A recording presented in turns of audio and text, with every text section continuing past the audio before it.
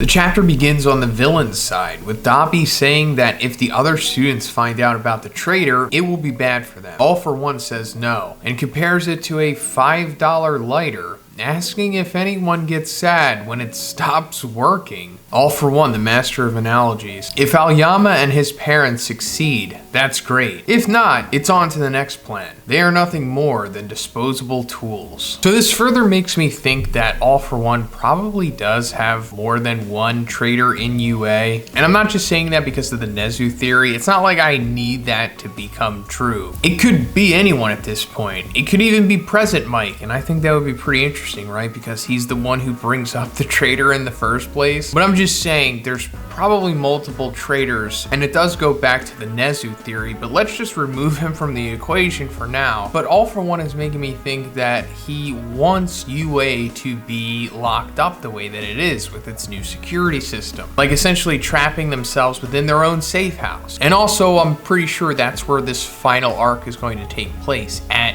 UA, or in UA, you know what I mean, while the whole big defense system is up. And you know, since All for One has been planning everything from the beginning, and this is all working out in his favor, even though he like failed twice and almost came close to straight up dying twice too. And despite all of this, he still doesn't have one for all, but his plan's still working, guys. It's just gonna take a long time. Over 100 years, by the way. But I digress. And hey guys, could you please subscribe too? A lot of you watch this from your recommendeds, and that's awesome, but could you also subscribe? I upload every single day, so thanks guys. Cut to the forest, and the parents start to carry Aoyama, wanting to take him away from there. Meanwhile, he cries and remembers the past, when he was a baby, raised with all the joy and care in the world. Aoyama imagines that his parents must have been sadder than he himself for not having a quirk, so they listen to the rumors. At this time, we see a black panel showing two people talking. One of them says it seems like there's a guy who is able to give quirks to other people. You know that menacing looking stranger over there who's like dressed like Men in Black and is 7'2" for some reason? Yeah, let's go have him put his hand on our child's head. But first, this video is sponsored by Extra Wallet. So that's right guys, it is Christmas time again, which means we have to get gifts for the people that we care the most about. So why not a super premium smart wallet? That's because Extra is running a Christmas sale right now with 25% off of all orders, and orders that are $200 or more get 35% off and a free gift bag. I love these things so much that I have like a collection, and with that luxury I can pick and choose which wallet I want to specifically use on that day, and typically I use the aluminum version because it's amazing and sturdy, but for special occasions I'll bust out the Parliament, which is very luxurious. So guys, if you're essentially looking for the ultimate Christmas gift, check out Extra Wallet's Christmas sale, because like I said, it's up to 35% off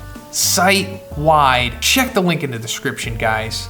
Thanks again. But anyway, in the previous chapter, we got the big reveal that Aoyama was the student traitor. Very well crafted 4D move by Horikoshi here, of course. And then Hagakure like got Izuku and then showed Izuku Aoyama having this huge confessional conversation with his parents. And that's why we're in the forest right now. The quirk he received was not compatible with his body, but his parents did their best to provide an equipment that would help him use it. He was excited to start pursuing his dream, but that's when All for One started giving orders. All Might is going to become a teacher. Join UA. Let me know when the class will be isolated from the rest of the school. Tell me the location of the training camp. Now that Izuku Midoriya has returned to UA, make him act on his own again. Aoyama then says that after the letter and discovering that Deku was also quirkless, he fell into despair. He continues crying and tries to shoot a laser at Midoriya, but Hagakure reflects it. Wow, that's a surprise, but understandable. He kind of does do that from time to time, especially in emotional situations, which I guess explains why he shot the marbles out of Mr. Compress's mouth back at the training camp arc, because that's kind of like an unexplained little twist right there, considering that he is now the confirmed traitor. But I guess this might be subtly explaining it, possibly. I wonder if they're going to bring that up and maybe show if if All For One like reprimands his parents or something because he did that. She asks how he would feel if everyone had died and how he felt when in the classroom or in the dorms with everyone else. We can see a bit of her face and she is crying too. I'm sure some of you have Googled Hagakure's face and you saw like that picture of that girl with Shoto. That's not her, by the way. I think that might be a fan-made character or something that Horikoshi might have drawn or something. I don't know. If you dig deep enough into it, you'll get the answer, and it's that it's not Hagakure. We haven't seen what she looks like yet. And judging from this little tease here, I wouldn't be surprised if we wind up seeing her before the series is over. I mean, why not? But I could also see Horikoshi just never revealing that. That would also be acceptable in my opinion. The parents try to go up and explain their side of the story, but Deku restrains the three of them using Black Whip. He says that Hagakure acted so that he wouldn't hurt anyone else, so he asks him to stop this once and for all. Deku is also crying. No, him? Cut to a classroom where Aoyama and his parents are tied to chairs in front of All Might Tsukauchi, Nezu, and other teachers. They analyze the situation, estimating when the quirk must have been given to him and assuming that it must not have an explosion mechanism like Nagant's, the sniper lady that Izuku fought a couple chapters back. He says that he would like the students to leave, and we see a panel showing all of them shocked, saying that they are not leaving. Ojiro wonders what would have happened if Hagakure hadn't found out, and Kirishima screams in disbelief, asking Aoyama to say it's all a lie. Bakugo says that he didn't expect to meet another former quirkless guy who received a power from someone else. The world really is small. Tsukauchi asks them to reveal everything they know about All For One, but the father says they don't know anything. They just received the quirk and they were following orders. All For One even showed them corpses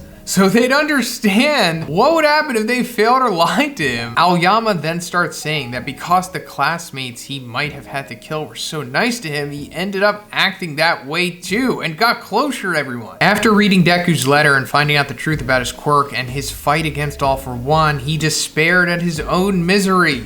And then he despaired again when he realized that the first thing he thought of was himself, not what it meant for Deku.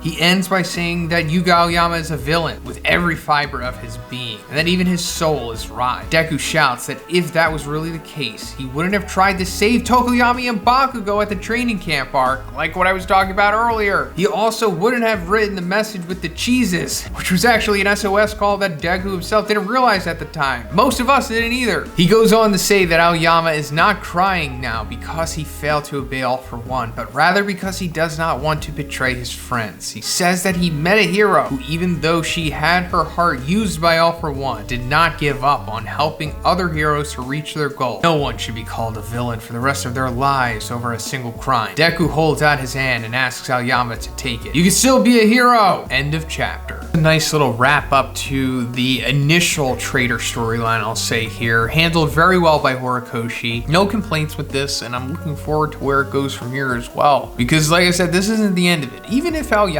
is the only traitor, this is still going to branch off to other stuff that needs to be resolved later on. Let me know what you think about this chapter in the comments. Do you think there's more than one traitor? And if not, let me know where you think this is headed. And if you liked the video, guys, please give it a like and please subscribe if you haven't already. Have a great day. See you in the next one.